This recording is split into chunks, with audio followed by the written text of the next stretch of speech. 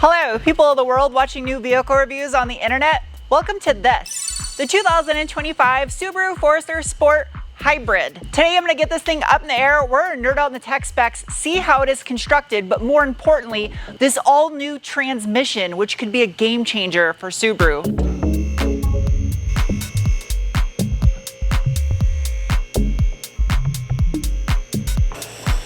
First things first, a case of deja vu here. In case you're wondering, I reviewed the non-hybrid version of this already, in case you want to check that out. Single muffler, stainless steel in construction, with a provision for a secondary tip, wishful thinking on an XT. While there's no hitch here, technically this hybrid will tow 1,500 pounds. And that right there is why Subaru nailed it on their hybrid setup, because that is the R160 rear differential. Same setup as the non-hybrid Forester, featuring a 3.7 final drive ratio. You can already tell it's put in work, it's covered in mud. This is an open type rear differential with brake-based torque vectoring capabilities. Out back, the Forester utilizes an all steel in construction double wishbone rear suspension. The lower wishbone comprised of two individual stamped steel links, whereas the uppers are a tubular steel and cast iron unit featuring individual ball joints. What? I don't remember that on the non-hybrid. Maybe I'm just forgetting. The rear anti-sway bar is mounted in front of the rear subframe, measuring in at only 17 millimeter in diameter. The coilover rear dampers are brought to you by Showa. Running down the center, got a two-piece steel drive shaft, metal carrier bearing bracket. Now in its sixth generation, chassis code SL, the Forester Sport Hybrid is tipping the scales at 3,911 pounds, quite a bit heavier than a non-hybrid base model. In the sound department, the mid-pipe, which is pancaked right here by this chassis brace for no reason whatsoever I can see, measures in at 54 millimeter in diameter, a little more than 2-inch SAE.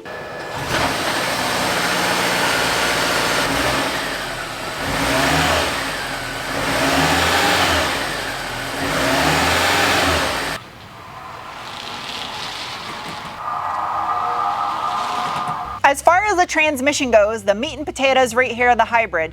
Gone are the days of the cone and chain and torque converter based Lineartronic CVT.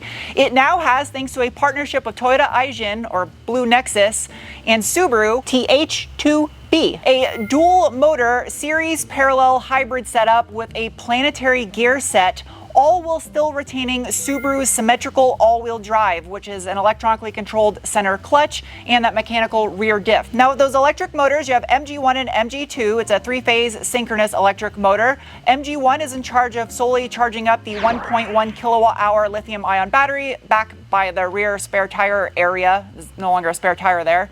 And MG2, which is in charge of propulsion that produces 118 horsepower and 199 pound-feet of torque. So I feel like it's a lot smaller than the TR580 and the TR690. Those are the Lineartronic CVTs in the non-hybrid model. See, it does have a steel transmission pan, steel transmission cross member. Looking down the passenger side, you can see one of the front axles going to an open type front differential. You can see the back half of the cylinder heads right there. It's ease of maintenance wise, it's honestly the same as it is on the non-hybrid. I mean, it's a negligible difference with this hybrid system. Looking down the driver's side right there, you can see the steering shaft going to the steering rack, which has a 13:1 ratio and is a dual pinion unit like you get in the WRX. Up front, it utilizes an all steel in construction McPherson strut with lower L-arm suspension with cast iron knuckles that are covered in mud. They are painted black, it wipes off. Again, paired with those Showa-sourced coilover front dampers. Front anti-sway bar measures in at approximately 27 millimeter and change diameter. Somebody drove the fuck out of this off-road.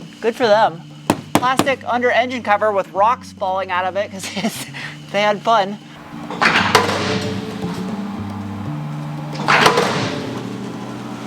All right, time for the braking test. Nothing behind me. Ready, set, go. Okay, wow!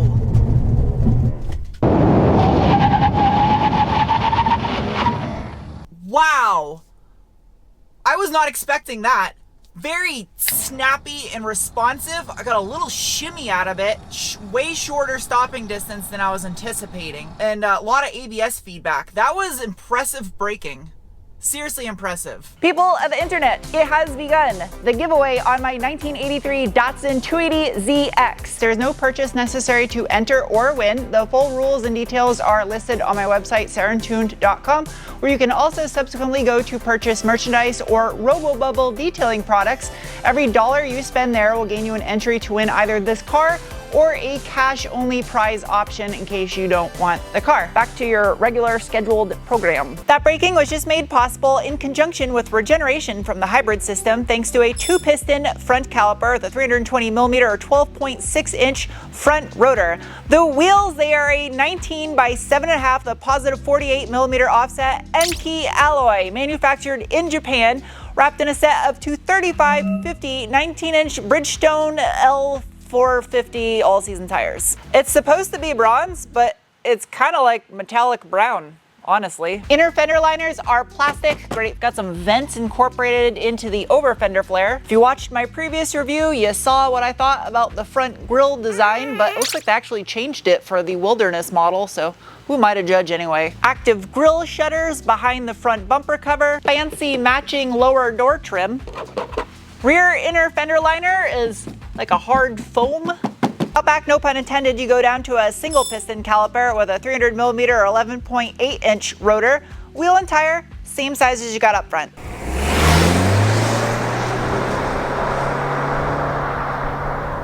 In the name of science, it is now time to give this thing the beans. First, assessment of bolstering. Negative. The seats are heated, gray and black two-tone, very washable and cleanable feeling. There's no perforations though for your sweat to whisk into. Subaru takes safety seriously. That's why they provide you with ass bags. Now, as far as drive modes go, this does have Subaru's SI drive on the steering wheel. You have S for sport and I for intelligent. There is also an EV mode, albeit a very limited range, but there's a button to the left of the steering wheel. There's also a way to bring up a little menu where you can view your hybrid data, your battery charge state. For off-roading, this still does have Subaru's X mode as well. If I tap on the picture of what looks like an Impreza sedan, I can defeat my vehicle dynamic control, also change my robot safety features. And this also still has a manual mode. You can bring it down into drive, or you can slap it over to M, where there are some flappy paddles in the back of the steering wheel. I, however, am going to keep it into full auto mode, and let's see what this thing can do. Ready? All right. It actually lets you launch it. I was not expecting that. Hear a little bit of an electric whir. That's good.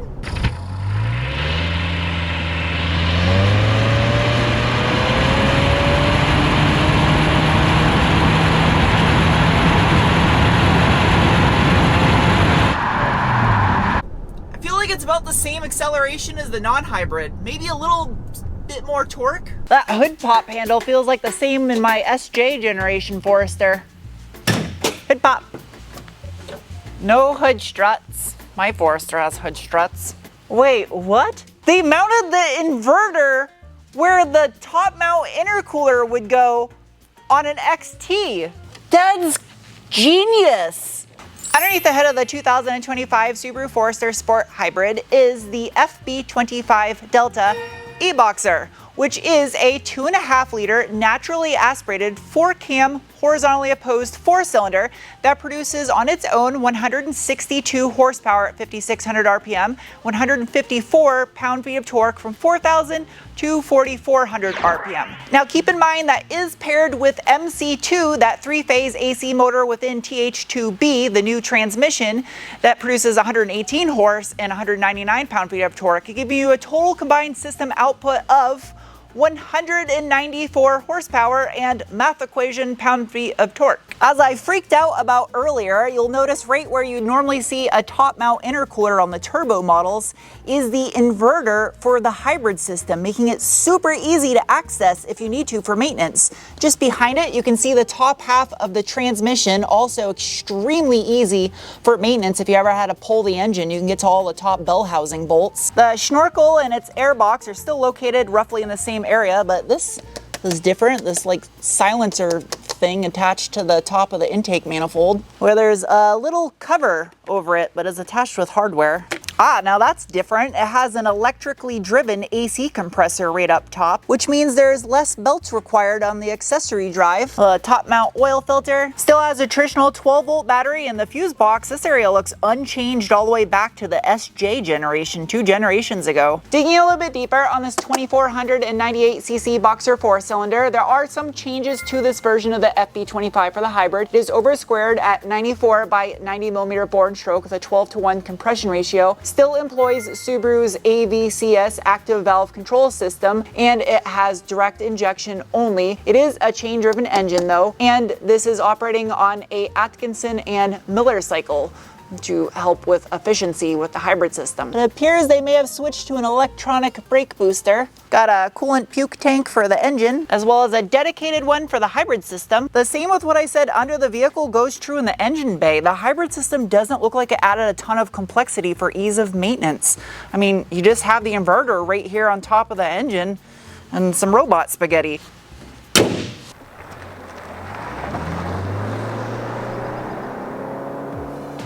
Beans engage. Come on, little Forester, go. It's teetering on the side of a little bit pokey. It's adequate. It's got a nice little snap off the line of torque, but then it's kind of like, come on. Handling wise, the steering rack. This thing's got the dual pinion dead rack steering racks, instantly noticeable. I also, because this one is heavier for the hybrid, you do notice a little bit more lean, a little bit more sway. You can feel the extra weight. The steering feel is phenomenal in these though. Literally almost performance car level steering feel in this. You can push it so hard that it'll start to understeer and you're like, ooh, I'm moving over bumps. Smooth, comfy over bumps. A little floaty. I feel the weight right there. Even though this is a sport model, it's still a Forester hybrid, not a WRX. It's a fun car to drive on a windy road, but it does remind you quickly that this is something that you're gonna carry dogs in and go down trails to go look at butterflies. You know what I love about this though, that irritated me beyond belief with the non-hybrid CVTs is the stupid fake simulated shifts. You don't have that in this. It's gone, it's done away with. Just, it's putting the peak power down optimally at all times, and that's what you want with this type of a transmission. It is still continuously varying, which you could say CVT, but you say CVT and instantly people think of a rubber band belt like an old tractor. It's a misleading term. We'll try this out from a low speed. Manual mode, sport, 1, go. A little shove. Will it let me upshift? No, it's just, so the paddle shifters and even the manual mode, that is for a dedicated purpose of like off-road or going down a steep grade. It's not a performance feature. Since I already did a full review recently on the new Forester Sport, just gotta see if the all-wheel drive system still functions the same. Hill climb test, trying deep snow and mud, and climbing in electric mode too. All right, go robots. Don't want to scrape. There we go. That, not even trying. And this is not off-road tires. It's got poop tires on it for off-roading. Hands down, if you're gonna do any off-roading with a crossover type SUV that's a hybrid, this is like the top of the top right here. They did not compromise off-road capability with the hybrid system. Hill descent control. That's what's up. Just like other Foresters, the rear area has a storage compartment. Journalism 101. As far as the cargo area goes, it's unchanged with the addition of the battery pack. Got a little Carmen hard-on subwoofer, some plastic shapes and hooks and plugs, a mystery door. What's inside here? Oh, That's for if you get a flat, because there's no more spare. And speaking of which, underneath here, there is your battery pack for the hybrid system. And you still got a little compartment to stow something. Some tools, a little shape with the Subaru logo on the back side of the door, as well as a LED light. Hybrid Boxer. Like other vehicles that have 4 doors, the Forester Sport Hybrid has seats behind them. Plenty of backseat legroom, quad map pockets when split for a cell phone. Forester's starting to get a little bit bigger than a Forester should be, I feel. You're encroaching into the Ascent territory. They need to rein it back in. USB-C, regular USB, and some blanks where you'd have heated seats on an upper trim. If I recall correctly, these recline. Yep.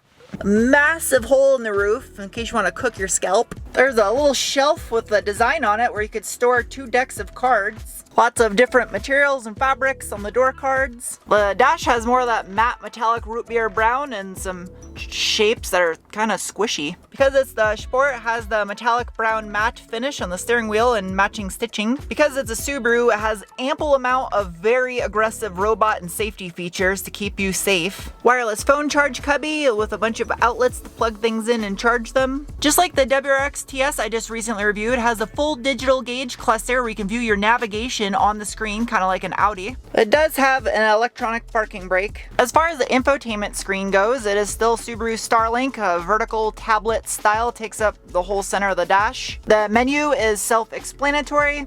Tap on the icon you want to go to. Tap maintenance. I like that. Nice way to keep track of your maintenance. There's also this menu where you can view off-road telemetry and the wheels turning, as well as my face behind a camera. Yeah, that Harman Kardon sound system is loud. That does not disappoint in the volume department, that is for sure. It's also got really crisp, clear highs. In terms of CVT transmissions, I will say Subaru makes one of the better ones on the market, but it was always kind of a weak point for Subaru in my mind, especially when they started discontinuing manual transmission options on their vehicles. This hybrid transmission I would choose over the non-hybrid, just because it's ditching the cones and the chain and the torque converter in favor of, honestly, a more robust design, I feel. I mean, if you look at how many high mileage Priuses there are on the road today, it goes to show that Toyota Aisin knows how to build a hybrid transmission. As far as the rest of the vehicle goes, the Forester is kind of a perfect road trip mobile, especially if you want to go down some dirt roads and go camping and stuff. I mean, they build a great vehicle in that aspect. Pricing wise, because you can get the hybrid drivetrain on many different trim levels, I feel it's fair for what you're getting. They offer a fair range of colors on it, nothing kind of wild and crazy, but the interesting thing to see will be, though, if Subaru can adapt this technology to performance applications. Because WRX with this transmission rather than the regular CVT would be kind of interesting, as long as they still offer it with a manual. Fuel economy? Excellent. Excellent, excellent, excellent. For something that's the shape of a brick that has off-road capabilities, 35 miles per gallon, and combined with the range, with the size of the fuel tank, I mean, that's like double most EVs on the road today. And I feel this is the way forward for Subaru to retain their uniqueness, the Boxer engine, symmetrical all-wheel drive, while adapting to electrification. No better way to do it than this.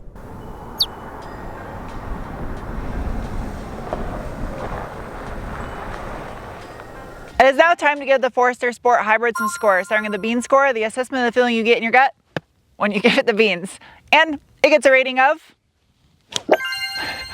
That was very golf. Next is the cookie score, the assessment of value, and the Sport Hybrid as equipped in the mid-30s gets a rating of... Followed by the wrench score, the assessment of ease of maintenance, and it gets a rating of... Great for a hybrid, I'd say. Followed by the squid score, the assessment of handling, and it gets a rating of... If you wanted to see an off-road review of this new generation of Forester, I'll put a link to it up above. I didn't really see a point with the hybrid because the all-wheel drive system remained pretty much the same. And lastly is the Penguin score, the assessment on how much I personally like a vehicle. And the hybrid Sport Forester gets a rating of... It's happening already. This generation of Forester is growing on me styling-wise. I hated the front end when it first unveiled, especially this situation, and then they fixed it with the Wilderness model, and it already looks better to me now. That's how it happens every single time with a Subaru vehicle. Anyway, hope you guys enjoyed this review. I'll see you soon with another. Bye.